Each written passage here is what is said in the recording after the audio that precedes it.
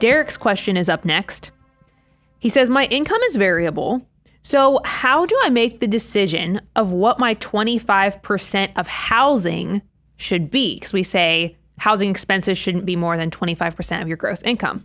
For some context, he said in 2020, he made $200K, 2021, $300K, 2022, $400K, but he's not confident that the income will be as good this year based on how things are going. So how should he think about this? Man, this one is a really, really tough one, Brian, because here's how we see this manifest with clients a lot too. We'll have a client who says, hey, I work for a tech company and I make $100,000, $150,000 a year.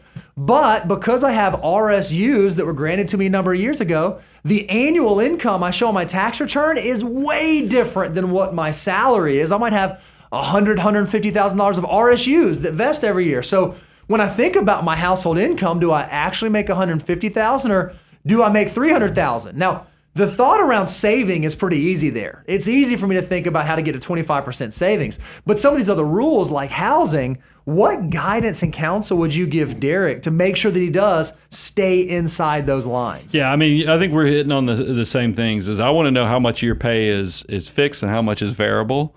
Because you go ahead and stratify those two things. And then I would, the first, because look, I have clients and technology clients have done so good for so many years, but then right now it's just been a tough spot for them. So you're quickly getting an education that some of that variable comp isn't coming around.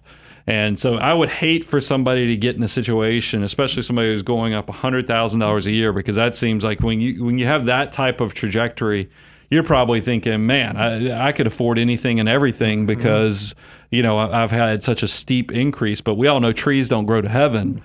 So there probably is going to come out to be some cap in there. So I would base it off of, and I'll give you some flexibility on this since you are in a high trajectory.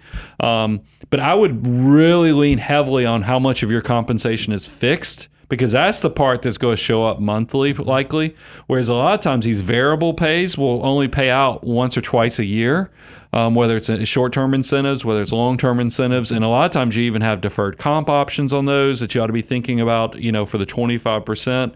So just all that needs to be coordinated, but I would lean heavily into the fixed, and then if you want to take a nudge of, I would average what is my variable comp been for the last 3 to 5 years, so that you can take out, the variations of big drops, big chunks that have come into you personally in the last year or two. Far too often I see people plan on trajectory. And while trajectory is wonderful, it's not a given because things can change. Your circumstances can change. The dreams you had for yourself may not be the actual dreams that manifest. And so if you want to, especially when it comes to housing, one of the ways that I would approach this is if this job that you're in right now, this amazing job that's allowed you to have these $100,000 increases went away, what is the actual replacement value of the skill set that you have? Meaning if you had to go find another job, how much security do you have that you could go find that job quickly, and how much income could that job likely produce for you? And I think that will give you a metric to sort of normalize your pay, because if you just recognize the reason that you're making this kind of income with this company is because some of the unique things specific to this company, but realistically for someone else in your role, making that level, doing that in some other part of the country or maybe even in your town, and the normalized income is maybe $200,000, then maybe that ought to be what you plan off of. And then what you're able to do with some of these other large flows of money you have come in is maybe that's what you use to potentially get your down payment increased or get the monthly payment decreased so that you make sure you're not getting too far out there. Because the last thing you want to do is say, okay, I think, in a few years I'm going to be making $750,000 a year, so I'm going to go buy a house, commiserate with that, and then that income never comes. You're going to be in a difficult spot, because I do feel like lenders are getting more aggressive. They are now telling people they can borrow a lot more money than I think they should be telling them they can borrow. Interest rates has probably put a dampening on this to a degree. I mean, with housing being over 7%. But I also want to tell Derek, look, because you're on a path where you're in a high income situation. Housing is one of those things where I think you need to do a big analysis on what did you consider a super nice house when you entered your profession?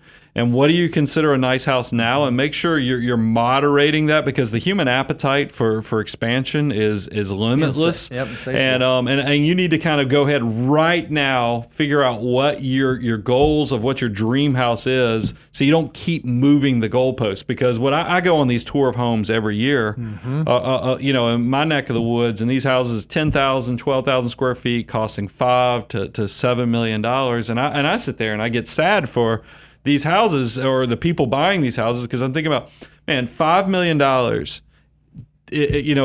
a 4 or 5% safe withdrawal rate, that can provide most people their entire financial security, and security. So do I really want that much money off the table? And yes, I mean, I guess the house could be going up 3% a year, but is it really worth what you've got to expend in resources? Because, by the way, bigger house is also more carry cost, more insurance. By the way, they directly, service providers, if somebody cuts your grass when they see you live in a 10,000 square foot home, it's going to be a heck of a lot more than it's going to cost to cut your house if it's 2,500 square feet. So I would just understand, more house, more problems, more things. So just keep yourself grounded. I'm not saying don't have a nice place, but unless TLC is showing up to give you a documentary, you don't need a 10,000 square foot house, because you have 26 kids or whatever that place was up to.